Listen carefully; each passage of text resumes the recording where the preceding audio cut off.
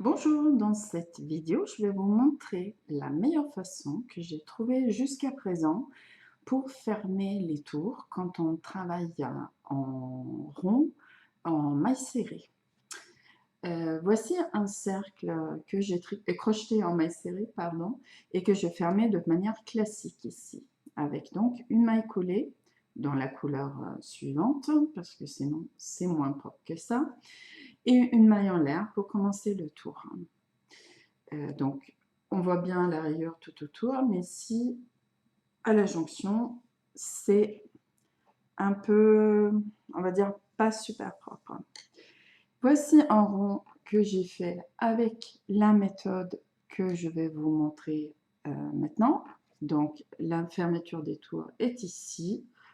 Et vous voyez, la rayure se poursuit de manière quasiment parfaite.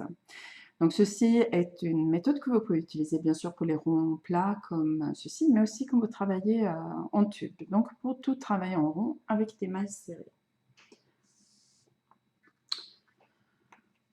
Voici un autre rond.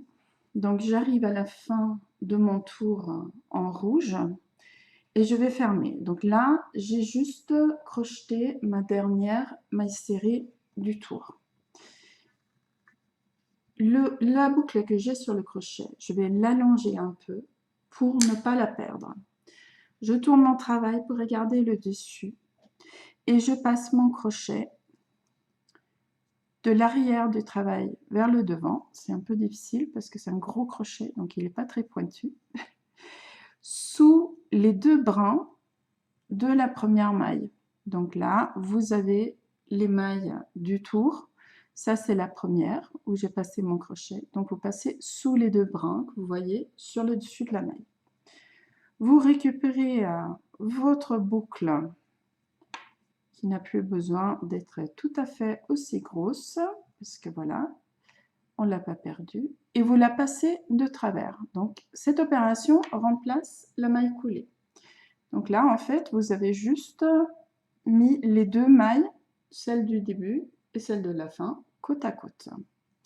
Maintenant, je vais changer de couleur. Hop. Donc, je prends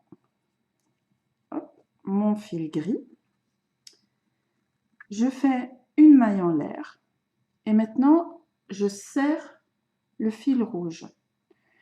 Donc, en fait, la boucle disparaît derrière mon bord. Par contre, celle-ci, la boucle grise, il faut que je l'allonge parce qu'on ne va pas faire de maille en l'air supplémentaire. Donc, c'est cette boucle qui va former le dessus de la maille, la nouvelle maille. Donc, il va falloir qu'elle fasse la hauteur de la maille et le dessus.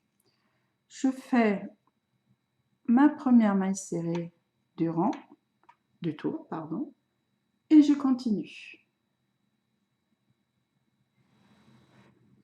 Me voici à la fin de mon tour gris.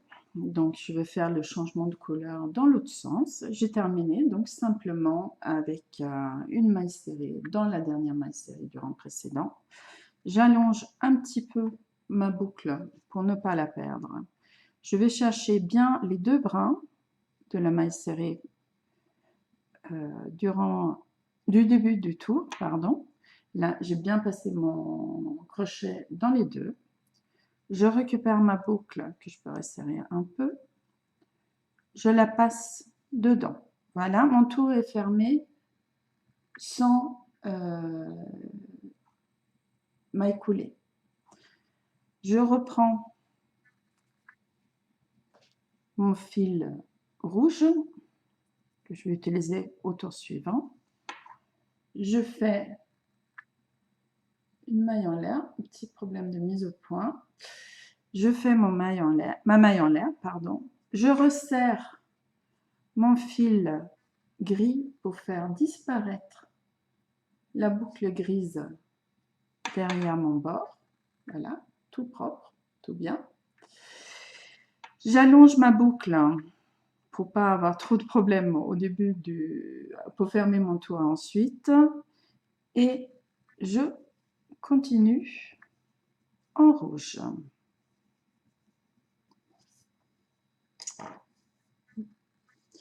Voilà.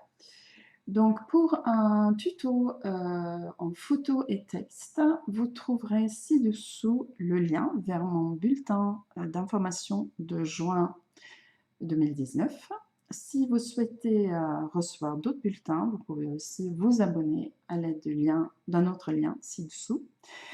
Si vous voulez avoir des tutos de crochet, de tricot et des blabla de temps en temps, je vous incite à vous abonner à ma chaîne, cliquez la petite cloche pour être notifié quand je mets une nouvelle vidéo en ligne. Et si ça vous a plu, pourquoi pas mettre un petit pouce en dessous vers le haut. Merci beaucoup, à bientôt.